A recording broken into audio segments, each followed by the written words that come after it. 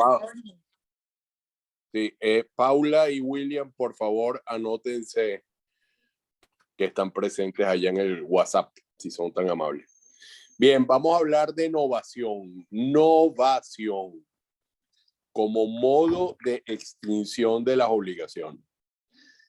Este es un modo no satisfactivo de extinción de las obligaciones. No satisfactivo. El pago es un modo satisfactivo. La compensación es un modo satisfactivo. La novación no lo es. La remisión de la deuda no lo es. La prescripción no lo es. Vamos a hablar entonces de novación. Y fíjense, aquí de lo que se trata, en esencia, es lo siguiente. Se habla, para que haya novación, hay que hablar de dos obligaciones. Una obligación que vamos a llamar primitiva u original. Y una obligación que se llama la obligación nueva. La novación supone esas dos obligaciones. La primitiva u original y una obligación nueva. ¿Y qué es lo que ocurre? Que la obligación nueva extingue la obligación primitiva original, también la podemos llamar vieja. Para decirlo, simplemente utilizando una analogía, algo así como que si una ley deroga otra ley, bueno, aquí una obligación extingue una anterior obligación. Sería una aplicación del principio de paralelismo de forma. Una obligación nueva extingue una obligación anterior. De manera que hay una obligación que se extingue, la obligación primitiva, y queda reemplazada por una nueva obligación. Y en ese proceso, esa actividad de extinción de una obligación y emergencia, surgimiento, nacimiento de una nueva obligación, en su lugar, que la reemplaza, que la sustituye, en eso consiste la novación. Entonces, evidentemente, se trata de un modo no satisfactivo de extinción de las obligaciones. Atendiendo a los... Se me está... Voy a ir al chat. Ajá, para que me den... perfecto, muy bien, Francisco. Capítulo 17, página 445. Muy bien. Atendiendo a la estructura de las obligaciones, y cuando hablo de la estructura de las obligaciones, bueno, ya ustedes sobradamente saben de lo que hablo. Sujetos, objeto y fuente. La fuente ya sabemos que equivale al supuesto de hecho. Es decir, el supuesto de hecho de cuya realización depende el nacimiento de la obligación, por ser ella, la obligación, una modalidad de consecuencia jurídica. Es decir, la obligación está en la consecuencia jurídica de una norma jurídica. Y como tal consecuencia jurídica depende de la realización de un supuesto de hecho que recibe el nombre técnico de fuente. Pues bien, atendiendo a esa estructura de la obligación, entonces hacemos una clasificación de la novación. Es decir, una clasificación de la novación que toma como criterio clasificatorio la estructura de la obligación. Y entonces, si la novación supone un cambio de sujetos en la nueva obligación, es decir, cuando contrastamos la obligación extinguida, llamada también obligación novada, la primitiva, La contrastamos con la nueva obligación y lo que han cambiado son los sujetos, pero no han cambiado ni el objeto, que es la prestación, ni el título o fuente de la obligación. Si eso ha permanecido constante, entonces, ¿cómo creen ustedes que se pueda llamar esa novación? Esa novación donde lo que ha cambiado entre la vieja obligación y la nueva obligación es únicamente los sujetos. ¿Cómo se llamará esa obligación nueva? ¿Cómo se llamará esa novación? Perfecto, novación subjetiva. Muy bien, Georgette. Efectivamente, novación subjetiva. La novación subjetiva es aquella en la cual entre la nueva obligación y la obligación anterior hay en común tanto la prestación que configura su objeto como el elemento causal, título o fuente de la obligación. Esa es la obligación, perdón, dije obligación, me excuso. Esa es la novación subjetiva, como muy bien escrito Georgette. Luego tenemos la novación objetiva. La novación objetiva. ¿Y qué será lo que caracteriza a la novación objetiva? ¿Qué será lo que caracteriza a la novación objetiva? Evidentemente, siguiendo la misma pauta que ya sentamos, ajá, cambio exactamente. Exactamente, Bernardo. Cambia el objeto que es la prestación. Exactamente. De manera que permanecen inalterados. ¿Qué permanecen inalterados?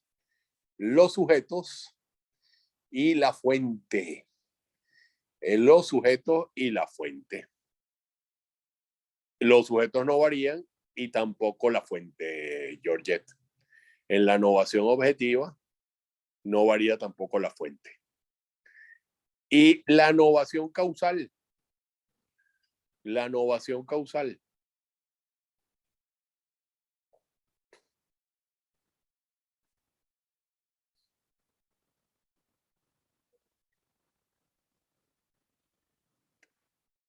¿Qué ocurrirá en la novación causal? Evidentemente. No hay que ser un genio, ¿verdad? Para verlo. Es muy obvio. Ok, allí sería la fuente de la obligación. Exacto. Varía la causa. Varía el título. Varía el título. Varía la fuente. Exactamente. El supuesto de hecho es lo que cambia entre una obligación y otra. También puede haber, la cosa se puede complicar un poquito y puede haber novación subjetivo-objetiva. Subjetivo-objetiva. O puede haber también, ajá, exacto, serían las, exactamente, muy bien. Primero hemos visto las simples. Muy bien, Bernardo Valle. Primero vimos la simple. Ahora veríamos la compleja. Y en esa compleja podríamos tener, ¿cuáles serían las modalidades de la compleja? ¿Cuáles serían las modalidades de la compleja? ¿Cuáles serían evidentemente las modalidades de la compleja, de la novación compleja? ¿Cuáles serían las modalidades de la novación compleja? Un cambio de los sujetos y un cambio de la causa, por ejemplo. Y entonces, ¿cómo le llamaríamos a esa? Novación subjetiva causal. Exactamente. Novación subjetivo-causal. Novación subjetivo-causal. Entonces yo te podría preguntar en el examen, en la novación subjetivo-causal, ¿permanece invariable el elemento, cuál elemento de la obligación? En la subjetivo-causal, ¿cuál elemento permanecerá constante? El objeto. El objeto de la prestación. La prestación, o sea, la obligación novada, la obligación vieja y la obligación nueva mantiene en común la prestación que configura su objeto. Tenemos la subjetivo causal, ¿no? También podríamos tener la subjetivo objetiva. La subjetivo objetiva, donde ¿qué cambian? Los sujetos y la prestación. Cambian entre la nueva y ¿qué permanece entonces? En la subjetivo objetiva, en la fuente de la obligación. La fuente permanece inalterada, es la misma. Es la misma. En concreto, obviamente, estamos hablando. No en abstracto, porque en abstracto todas son iguales. En concreto, es decir, es la misma, es el mismo título, el mismo contrato, por ejemplo, o el mismo hecho ilícito. Y también vimos subjetivo causal, subjetivo objetivo. ¿Cuál nos falta? Claro, Georgette, permanece la fuente. Ajá.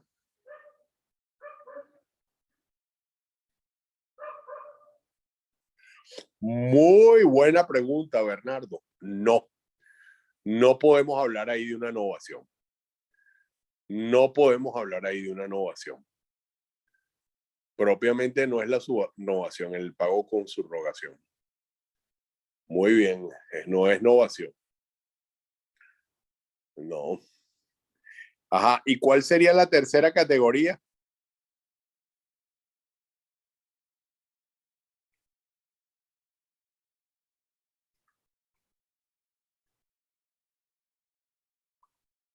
¿Cuál sería la tercera? Mixta. La objetiva causal, correcto. La innovación objetivo causal. La innovación objetivo causal. Y en esa innovación objetivo causal, ¿qué es lo que permanece constante entre la obligación vieja y la obligación nueva? Entre la obligación primitiva y la obligación nueva. Los sujetos, exactamente. Los sujetos permanecen constantes. Pues bien, vamos para cuando enfrentarse en el libro, vamos a echarle una examinadita a lo que dice allí el profesor Maduro sobre la innovación. Vamos a...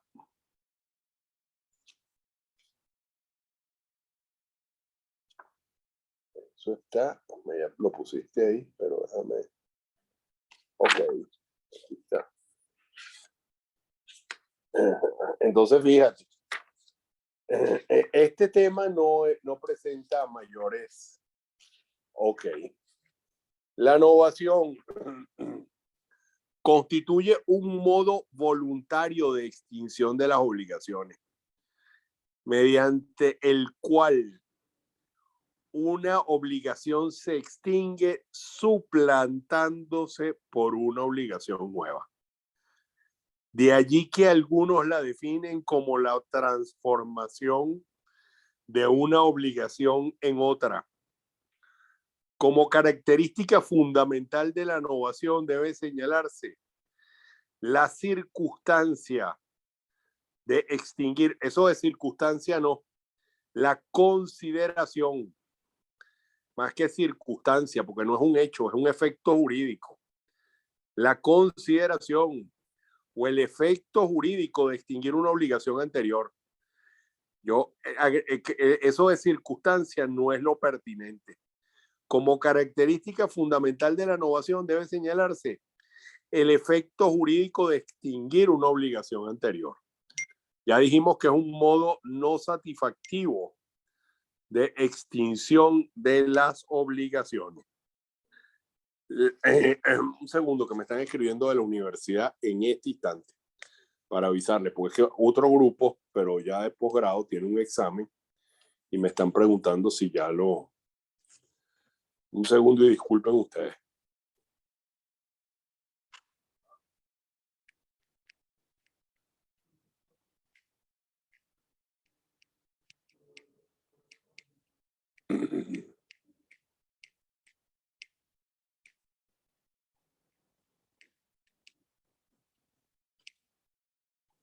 Un momento.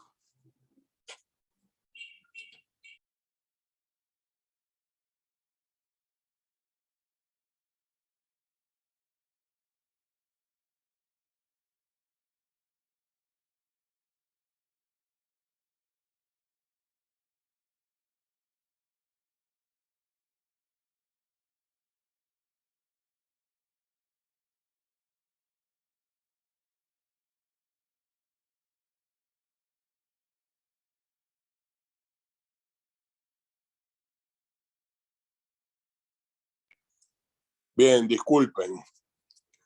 Entonces, me escuchan, ¿verdad? Sí me escuchan, ¿no? Sí, Sí, profesor.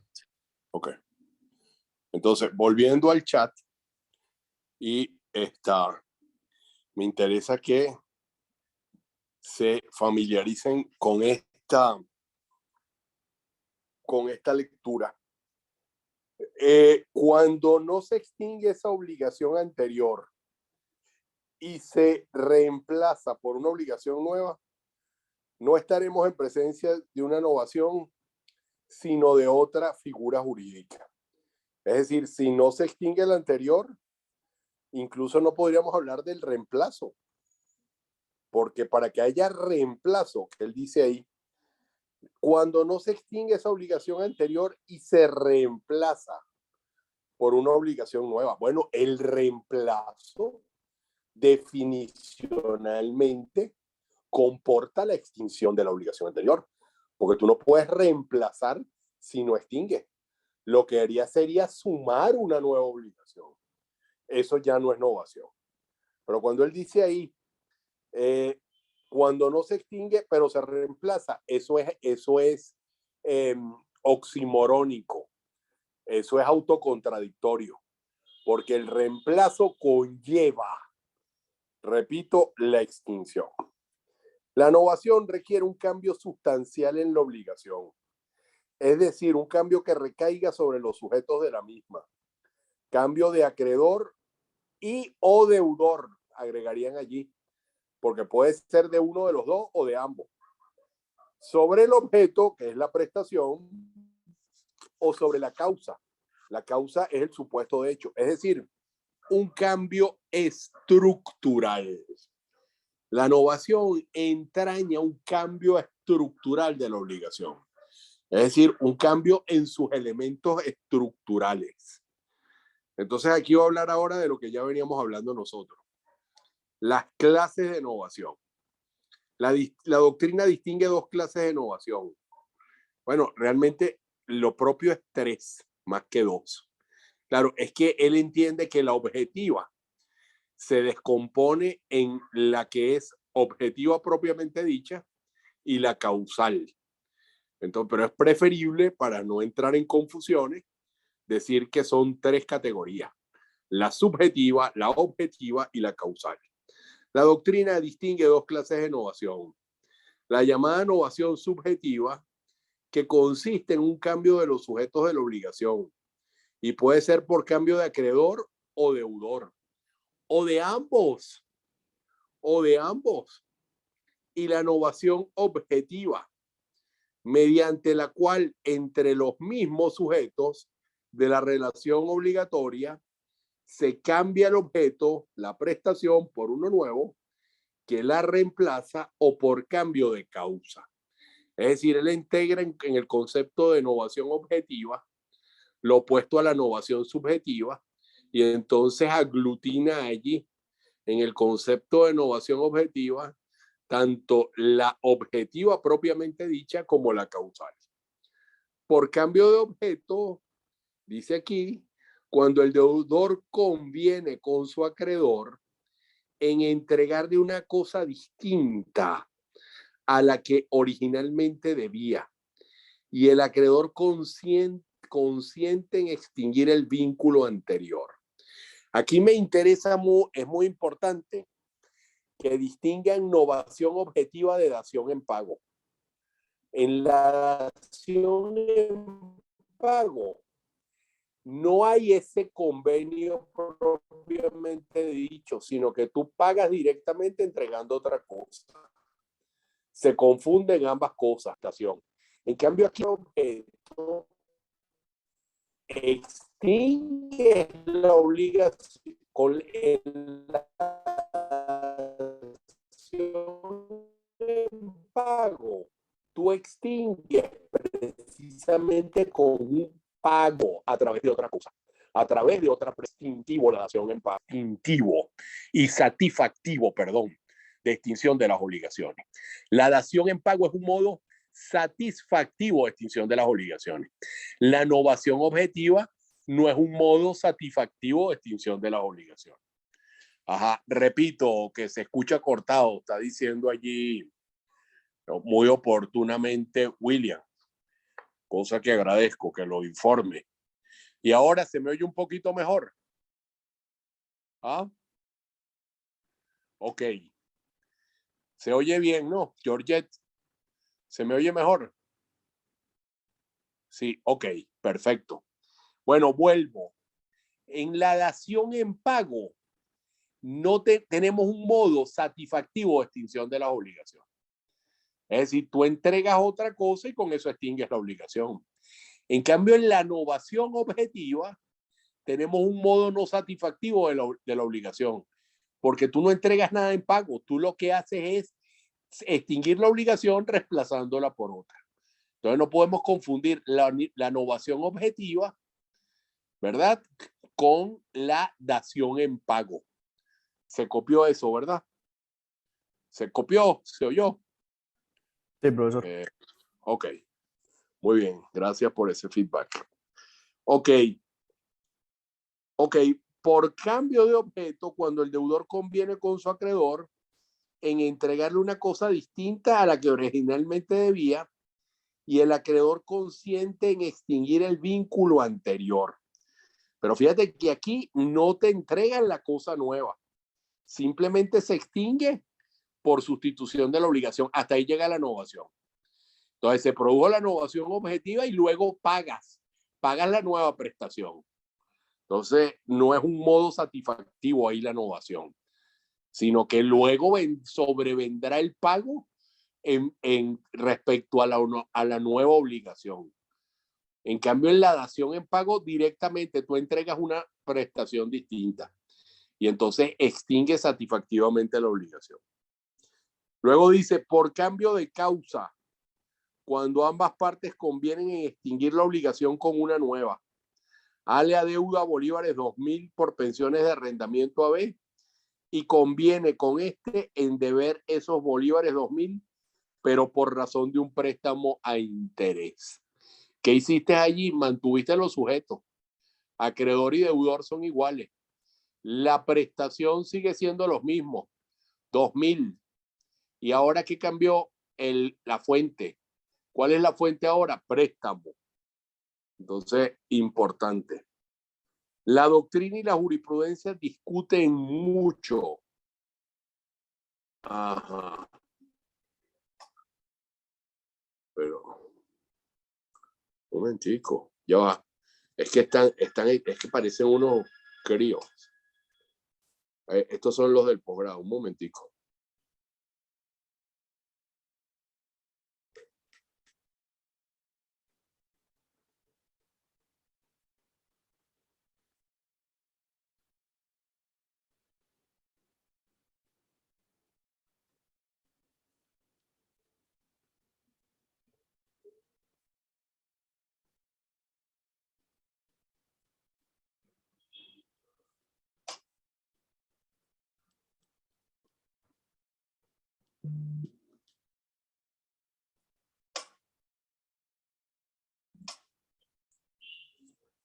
Ya, listo, disculpen.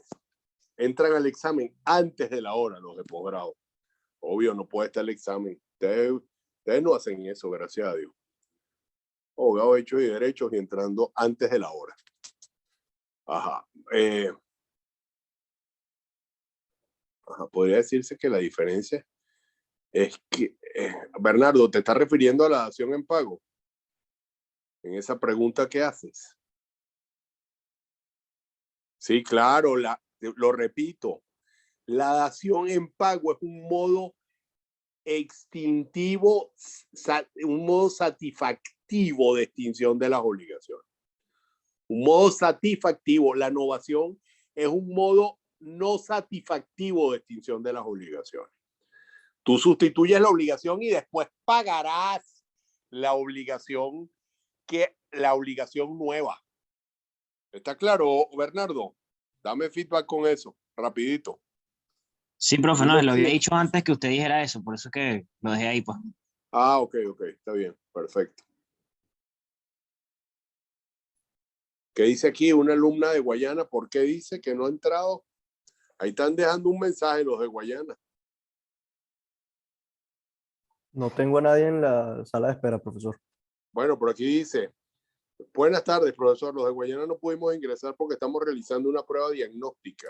Ah, bueno, Y sé posteriormente un parcial de otra materia. Bueno, y esta coincidencia, no habíamos quedado en que no iban a coincidir. No sé, profesor. Yo ahí sí no. Pero bueno, ¿cómo que no? Yo no Ahí está entiendo. Georgette de Guayana. Yo creo que nos podemos. Dime, Georgette, dime, explícame.